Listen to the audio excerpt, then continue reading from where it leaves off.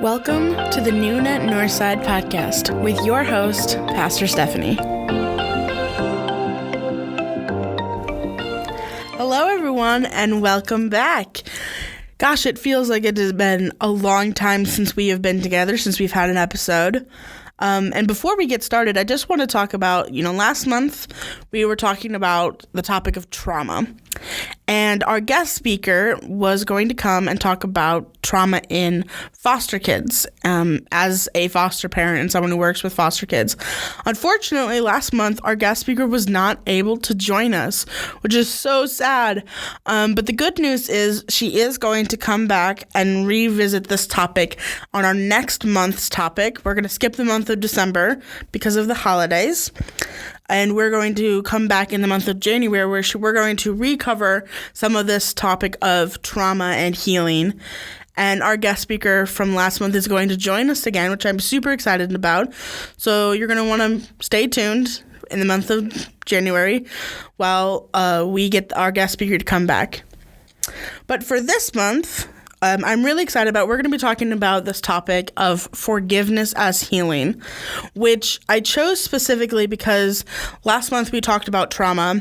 Next month we're going to talk about trauma, and when we know a lot about forgiveness in the church. We talk about it a lot, but a lot of times we don't talk about the topic of forgiveness in the context of healing, whether that's spiritual healing, emotional healing, or physical healing. Yes, we talk about it with spiritual healing, but we neglect the mental, emotional, physical sides because a lot of times we have a division in our understanding of what forgiveness is. So this month, we're going to talk about what forgiveness is, how it helps us heal, and what's the best way of approaching this topic. So when we talk about forgiveness, the obvious of this topic is forgiving others, forgiving ourselves, and how God forgives us as well. In the church, we talk a lot about forgiving others, and so God will forgive us. Or God has forgiven us, so we need to forgive others. And there becomes this correlation between what we're supposed to forgive, who we're supposed to forgive, and why we're supposed to forgive them. And when we talk about this topic of healing from the physical, mental side of it, like when we were coming off of trauma, not everyone immediately thinks about forgiveness as a form of healing because we tend to get our wires crossed about forgiveness. What I mean by that is so many people, although we're called to forgiveness, although we're called as disciples of God to forgive other people, we don't always do it. We get really strung up on forgiveness because we think in order to forgive someone, we have to forget what happened to us, forget what they did, that we have to just let it go, accept what they did to us, accept that they did it to us, and just move on from it as if it has no effect on our lives. And that is not true. Forgiveness is not the same thing as forgetting. Forgiveness and reconciliation are not the same thing. What I mean by that is forgiveness in the context of healing is about you. It is not about the other person, the person who wronged you, who offended you, who did something to you. And we always get tripped up because we assume forgiveness requires the other person in some way. But forgiveness is about you letting go of the anger and the bitterness and the thoughts of revenge that are holding us back. When it comes to forgiveness, it's not about fixing the relationship with the other person. It's not about, commending what they did or forgetting what they did. It's simply about acknowledging that it happened, acknowledging that it is now an experience you have gone through, an experience that, speaks into who you are as a person, who affects your perception of the world now, and saying, I'm giving it over to God. A lot of times, the reason we hold on to things and we refuse to forgive others for what they've done to us is because we think that if we hold on to it enough, if we have a firm grasp of it, if we keep that forgiveness to ourselves, that we're in some way controlling the situation. As if the longer I hold on to it, the more control I have over the situation, over what has happened to me, control over my identity and who I am in this situation and how what they have done to me has affected me. But the truth is, the longer we hold on to those grudges, to that anger and bitterness, the more it starts to control us. And that's where we get this idea of healing from, is the idea of forgiveness is about letting it go so that it is no longer controlling us. The longer we hold in emotions like anger, bitterness, revenge, frustration, a lack of trust, fear, the more those bring chaos to our daily lives. The more they shift our perceptions away from ones of love and compassion, the ones that we're called to by God.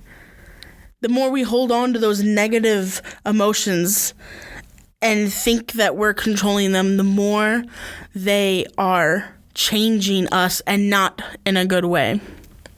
Forgiveness is about growing in our mature faith by saying we're not going to let the negative emotions that are an obvious reaction to what has happened to us, but we're not going to hold on to them and let them control us. That we're going to actually give them over to God so that we might move on from them, so that we might heal, so that we might find love and compassion, kindness, and faith through those experiences. One thing about forgiveness is, like I mentioned, it's not the same as forgetting. The things that have happened to us have happened to us. They change who we are. They become experiences that greatly impact what we do, what we say, and how we think. And we can't undo those no matter how much we'd want to. Whether they're good experiences or bad experiences, they affect us. They affect our perceptions of who we are, who other people are, and of the world. And we cannot change those. We have to use them. We can't go back and undo those experiences. We have to shape them. To use what has happened to us as a stepping stool to something better. As a tool to help us overcome obstacles. Because the longer we hold on to them, the more that they eat away at us. The more they become an obstacle in our way, instead of a tool to get around future obstacles. I use this, from my own personal experiences. I think back to things that have happened to me that when I think about them, looking back on them now, I can see how they've, for the better, affected my life. In the moment, the things that have happened to me were the worst things ever. They broke me. And in the moment, I couldn't see a way out of it. And I definitely couldn't see how forgiving the people who did things to me would change anything. But eventually, through the process of forgiveness, I learned that it's not about them. It's not about forgiving them to make them feel better. It's not about accepting what they did to me. It's about saying, I am no longer going to let what you did to me change me. I'm not going to let it limit what I can do. I'm not going to let it affect how I move forward. I'm not going to let it bring about the pain any longer.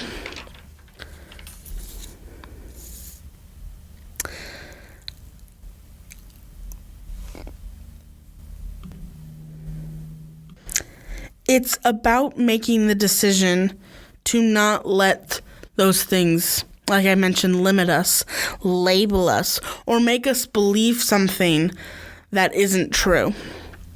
Forgiveness is about depth. It's about going deeper into what's happened to us. And the same is true about love, which is what comes through forgiveness, which is what we're called to. Love is about depth. It requires roots to grow. And when we hold on to the pain and the anger instead of forgiveness, it stops that growth.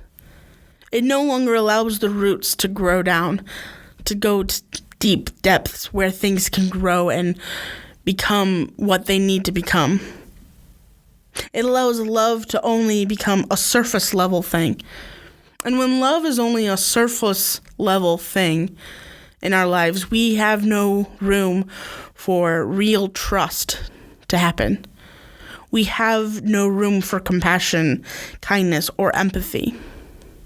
When love is surface level, it's fake, to be honest. And the longer we hold on to grudges, the more our emotions like love and compassion become fake. And this is about the forgiveness of everything, not just for forgiveness of other people, but for forgiveness of ourselves, for when we've made a mistake.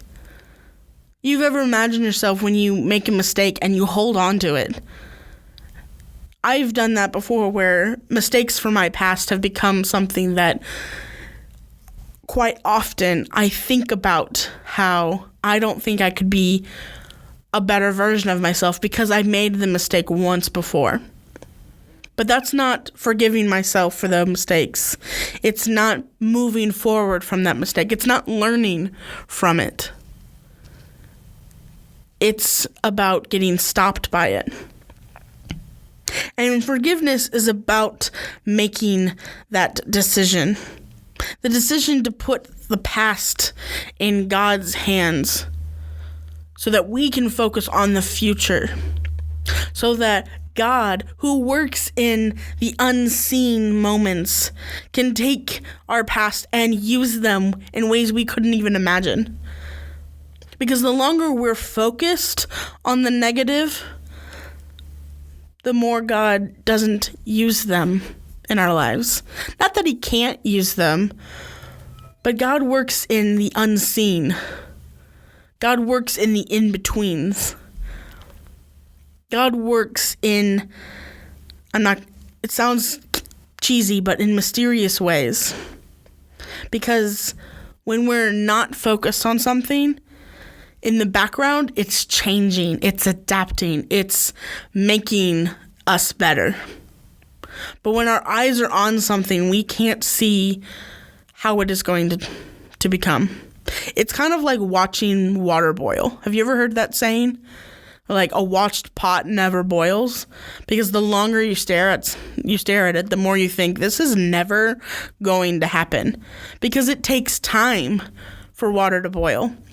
It's a process that the longer you stare out doesn't quite seem like it's happening. But when you take yourself out of the situation, when you stop focusing on it so much, all of a sudden you turn around and there it is, boiling water. Forgiveness works in the same ways. Forgiveness is a process of healing. It's not an instant fix. It's not a simple task. It's difficult. It's hard. It's something that requires a lengthy amount of time because it's a process of healing. And the longer you stare at what needs to be healed, the more you start thinking it will never be healed because you're focused on it. You're holding on to what it used to be instead of what it can be. There is an undeniable connection between what we believe about faith and forgiveness and how we are able to use it. As Christians, we are utterly convinced that God forgives us of our sins. We know that he sent his son to forgive us, and that if we ask God to forgive us, he will. If we're committed to God, there is nothing he can't forgive. And when we take that belief in that vertical forgiveness, it changes how we extend it horizontally. Because in what world can we say we are undeniably committed to a vertical forgiveness and say, but we're not committed to a horizontal forgiveness? Because the Bible clearly tells us in multiple different places that if we forgive others, then God will forgive us. Even in Matthew, when Jesus teaches us how to pray, in the Lord's Prayer, it says, forgive us our debts as we have forgiven our debtors. Or if your translation says, forgive us our trespasses as we also have forgiven those who trespass against us. They're together. One works while the other one works. And we can't claim to believe in this vertical forgiveness if we're unwilling to accept that horizontal forgiveness is just as important.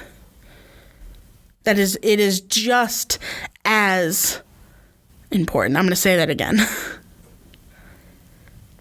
Because the forgiveness of others and the forgiveness of ourselves is a part of our roots that help us build up the vertical relationship we have with God.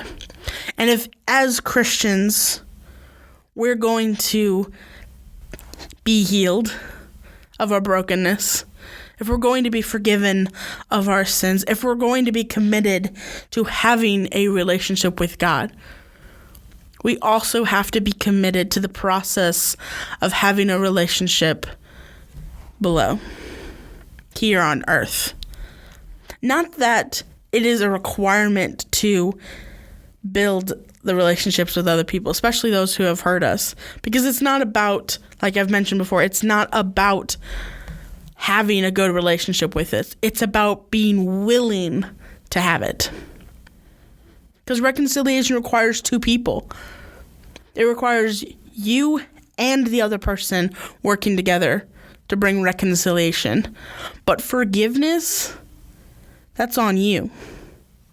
That is your responsibility to have in having better relationships. Because if it stops with you, it has nowhere else to go. If you're able to forgive, then that is a step closer to a better relationship with other people. Whether they reciprocate or not, you have to be willing to take the step towards the better relationships here on earth. A thing that I was reading that's pretty cool, and the reason I wanted to talk about this topic in conjunction with the topic of trauma, is that without realizing it, the power of forgiveness has physical effects, ones that we probably didn't realize.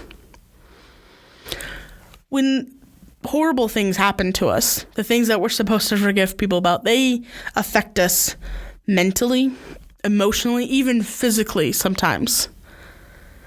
And sometimes we get caught up on the idea of, what good is forgiving that person if it isn't going to heal my physical wounds or my mental trauma? But the truth is, there is power in forgiveness that we can't see at first. Forgiveness has the ability to heal our brokenness. I was reading an article from the Mayo Clinic just recently, and I know that sounds a little weird, like I do that for fun, but no, I looked it up on purpose. And it was an article about the power of forgiveness from a medical standpoint.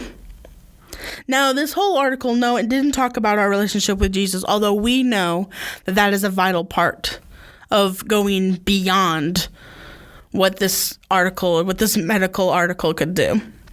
But this Mayo Clinic article talked about how the ability for forgiveness to heal us, it affects our spirit and it affects our mind. And when something positive affects our mind, it has positive ramifications for us physically.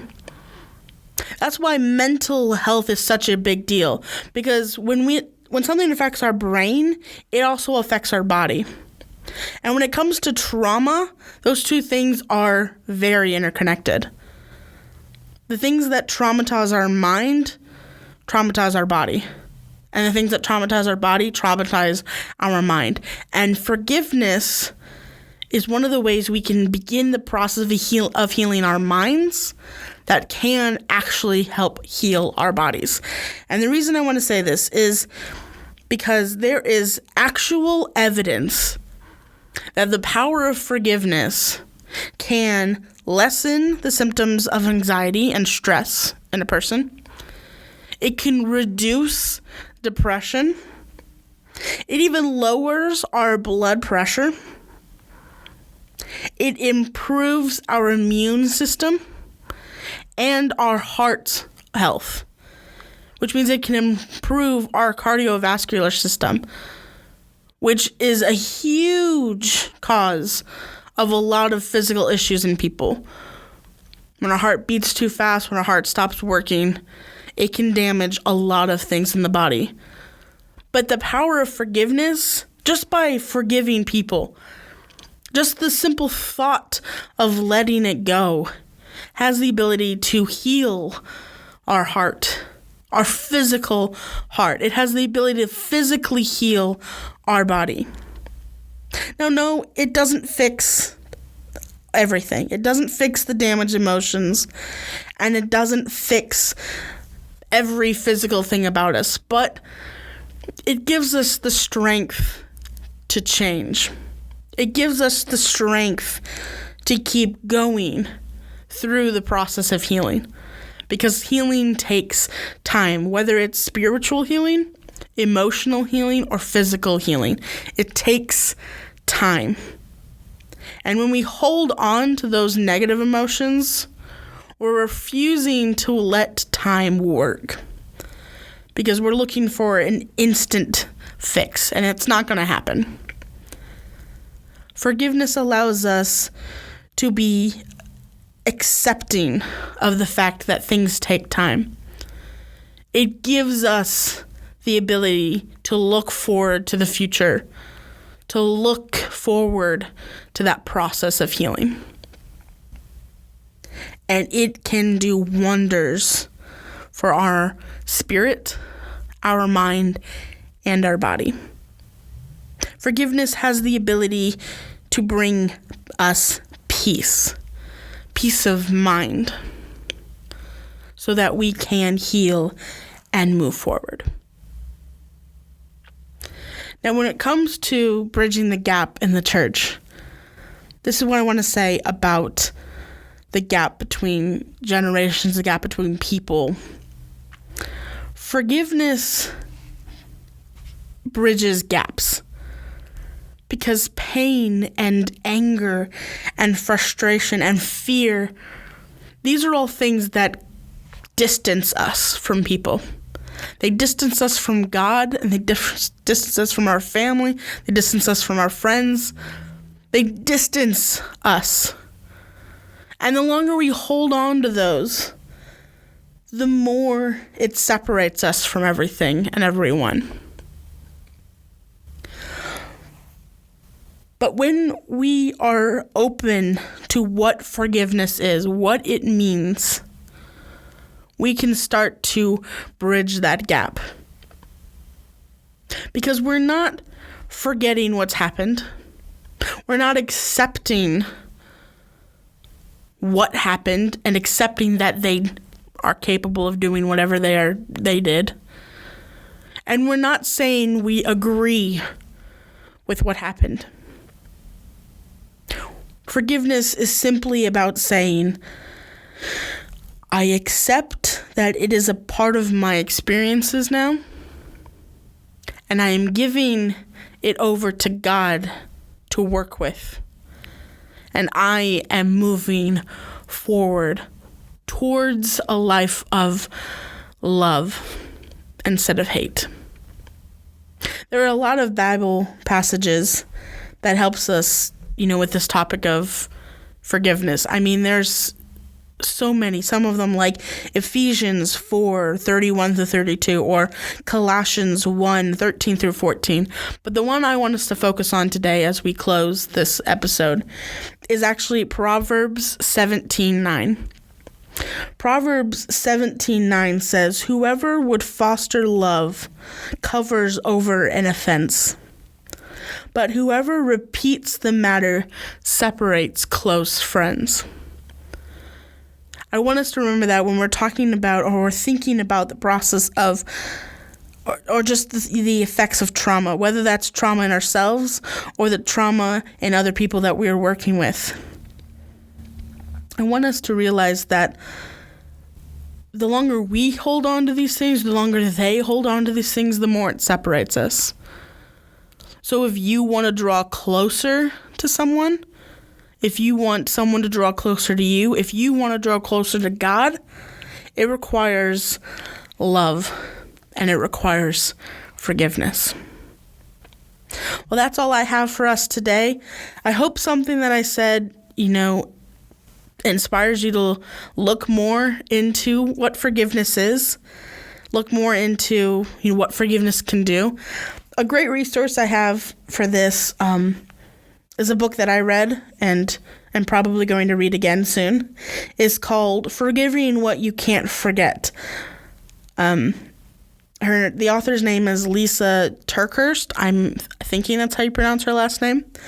But this book, Forgiving What You Can't Forget, is a great resource if you want to read more into this topic of forgiveness. It's a lot of what I said today is coming out of what I got from this book, as well as what I've gotten from biblical passages. So I encourage you to take a look at that resource and take a look at some other resources, because this is one of those topics that is big. It's about healing. And the only way to bridge gaps between people in the church now is to begin the process of healing.